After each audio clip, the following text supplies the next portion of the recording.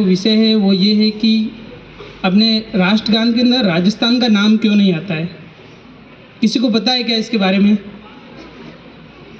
क्योंकि आप डेली आते हो, राष्ट्रगान तो बोलते ही हो, लेकिन कुछ बैक बेंचर ऐसे भी होंगे जिनको राष्ट्रगान नहीं आता होगा, मेरे जैसे। बोलना पड़ता है, हंसने की बात नहीं है, क्योंकि बैक बेंचर बुरा मान जाते हैं। किसी को नहीं पता? देखो, राष्ट्रगान और राष्ट्रगीत में एक तो ये डिफरेंस है कि दोनों जो अलग अलग लोगों ने लिखा है, और राष्ट्रगान है जो अपने प्रार्थना की स्टार्टिंग में आता है, एक याद रखने का तरीका। और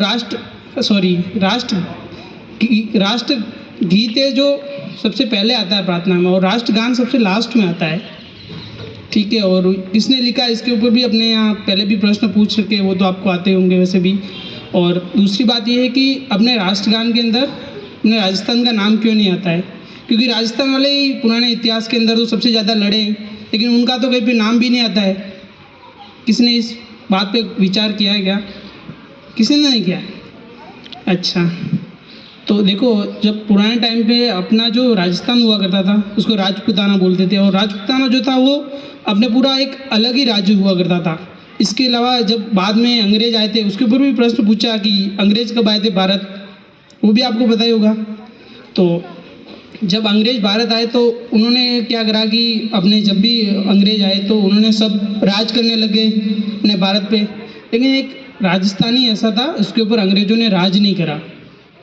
इसके अलावा बहुत सारे अलग अलग स्टेट्स थे भारत के, उन सभी पे अंग्रेजों ने राज करा था, जिसके अंदर अपने राष्ट्रगान में नाम भी आता है, जो कि 1911 के अंदर अपने रविन्द्रनाथ टैगोर ने राष्ट्रगान की रचना करी थी। तो उस समय ये जो भी मैं अभी नाम बता रहा हूँ वो सारे अंग्रेजों के अंडर आते थे। ब्रिटिश, उन्हें जो है ब्रिटिश इंडिया कहते थे, ब्रिटिश इंडिया के अंतर्गत आते थे। भारत के जो अधीन थे अंग्रेजों के वो राज्य, जैसे उसमें आ गया पंजाब, आ गया सिंध जो है अपने पहले पाकिस्तान का, अभी पाकिस्तान के अंदर है, वो पहले अपने भारत का हिस्सा हुआ करता था।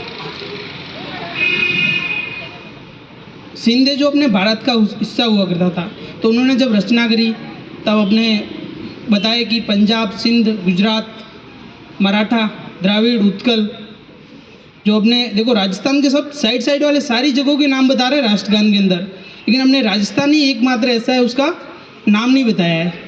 क्यों नहीं बताया? क्योंकि यहाँ पर अंग्रेजों ने कभी राज किया ही नहीं।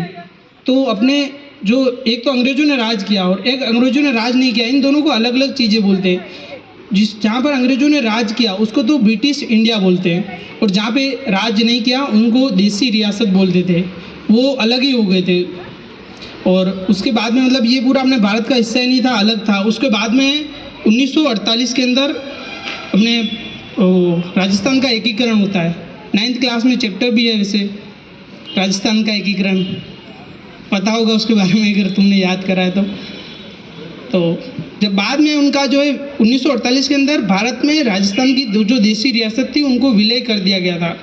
तो अंग्रेजों ने अपने राजस्थान के ऊपर कभी राज नहीं किया, और उल्टी उन्होंने अपने राजस्थान के अंदर आगे संधियाँ करी थी। इसलिए मतलब उन्होंने अपने राजस्थान के अंदर आकर दोस्तियाँ करी थी, और उसके बाद में बहुत सारे अंग्रेज आए थे अपने राजस्थान के अंदर, इतिहास वगैरह लिखा था, कन्नड़ टोड वगैरह।